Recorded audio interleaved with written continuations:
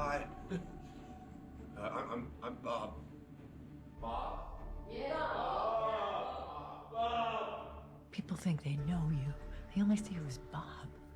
They pity Bob. I'm the only one who knows what your real potential is, Robert. And it is limitless. I hadn't heard of Sentry before Jake told me about him, but I did a bunch of research before I started this, and it was just extra gratifying to start doing a deep dive and only finding that I felt more and more for him the more I learned. I just have this feeling that something bad happened, or I did something bad.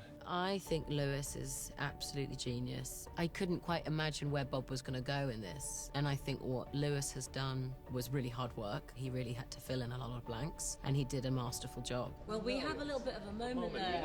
We need to tell a story. Yeah. It's not all about the action, okay? Just because you're in a golden suit now. I've been getting lost in the action. There's a very hard part, you know, like you're playing three people, essentially.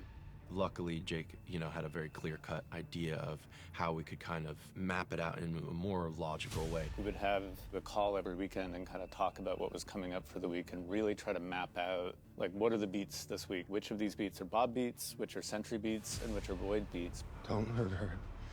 Robert, the hero. Bob's introduction is a pretty good one, I think, because you just get out of this massive fight sequence with all these superheroes, and then this weird guy just appears. It's getting so tense in here. Sort of the first act is trying to figure out, is he a part of it, or, how can he help? Maybe I should have a gun? No, I don't think so. A large part of Bob's history is this kind of repetition of wanting to help and wanting to be of service, but every time he tries, it always makes things worse. Hey! Over here!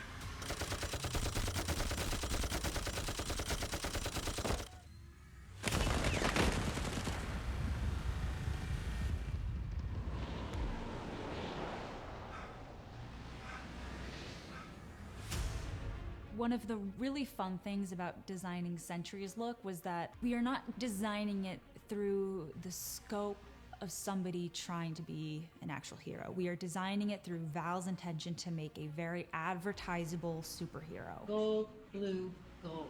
I think it really works. The gold is from the source material, but I have to admit it made me really nervous because if it's done wrong, it could be looking like a cheesy Vegas suit. So there was a lot of R&D and a lot of testing of the gold color, and then we decided to print them to break the light, to make it much more interesting.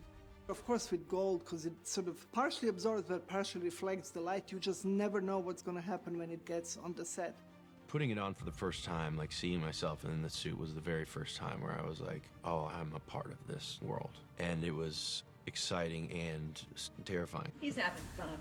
We're having such a good time together. Certain things, physically that you think you're doing that maybe don't actually communicate well visually. And so it's helpful to be able to watch what I thought was working and then watch the frame and kind of then adjust from there. There's a sense of invincibility and going, it's dangerous. It's dangerous for just a normal pedestrian like myself.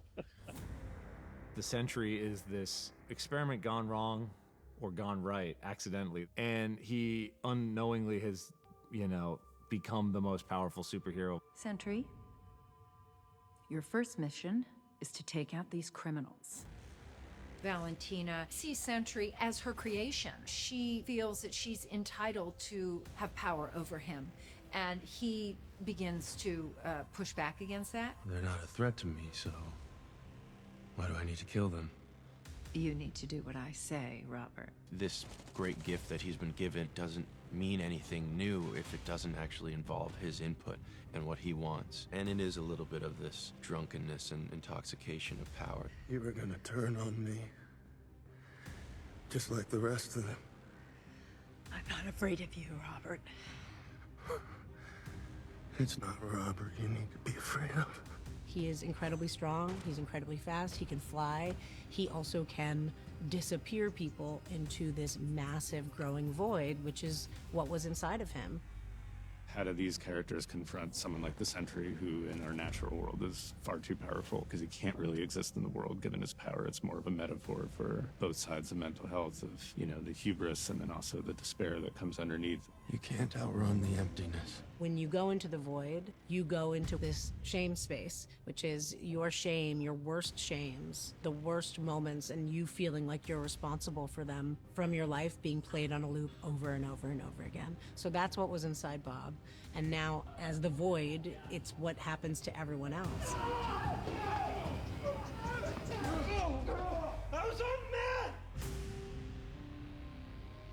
The thing that sets this sequence apart is the realism that we wanted to bring to it. And so what we did is we created these literal four-walled sets that you have to break through in order to move into the next room.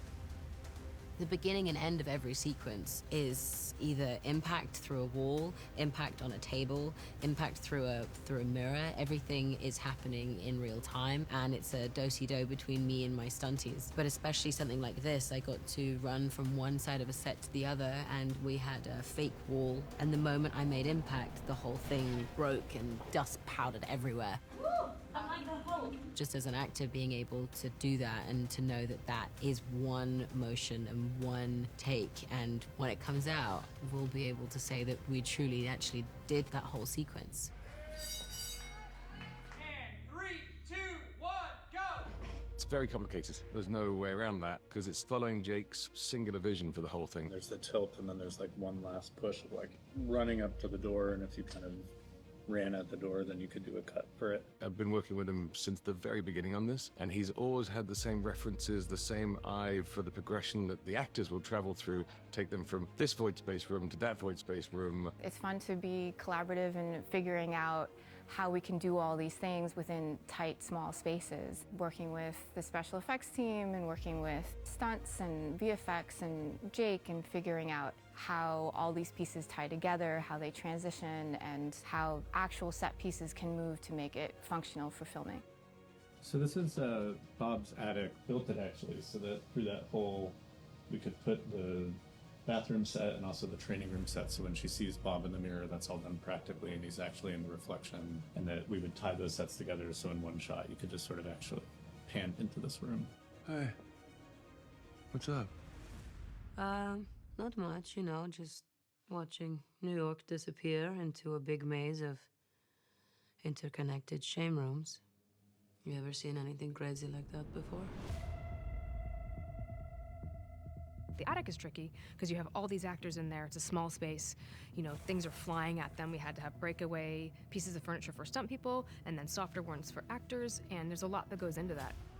Who's doing this, Bob? Oh, I think I am. Whenever you're given the real thing, you are reacting, you are not acting. And having a chair hit me as opposed to me pretending that a chair is hitting me, actually having a curtain around my neck as opposed to pretending having a curtain around my neck, it changes everything.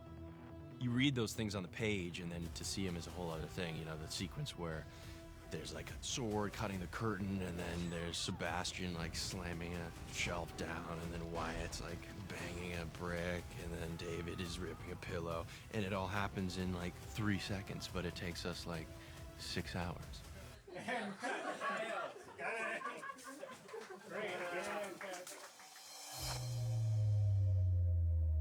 What is Bob's biggest shame? It was the shame of actually signing up for that study, thinking he could be the Sentry, he could be that hero. Every time Bob has the hubris to do something heroic, everything goes wrong, and so in a weird way, this lab could be the last kind of void room. You don't matter to anyone.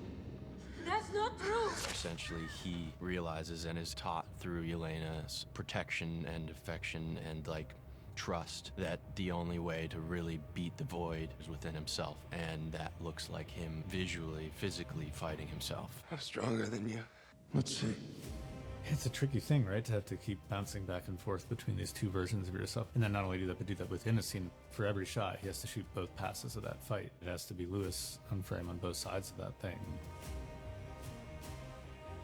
To watch the kind of physicality and emotion within that moment that he brought to it, I mean, it's just incredibly impressive.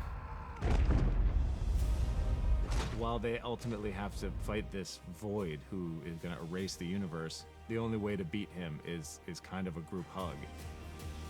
Bob admires the Thunderbolts greatly. It's a big dream of his to kind of be a part of something like they're a part of, and so I think when they all come to the rescue, it's maybe one of the first moments that he feels like accepted. The fact that they come back for him, he is still seen and loved and embraced. You were great in there, Bob.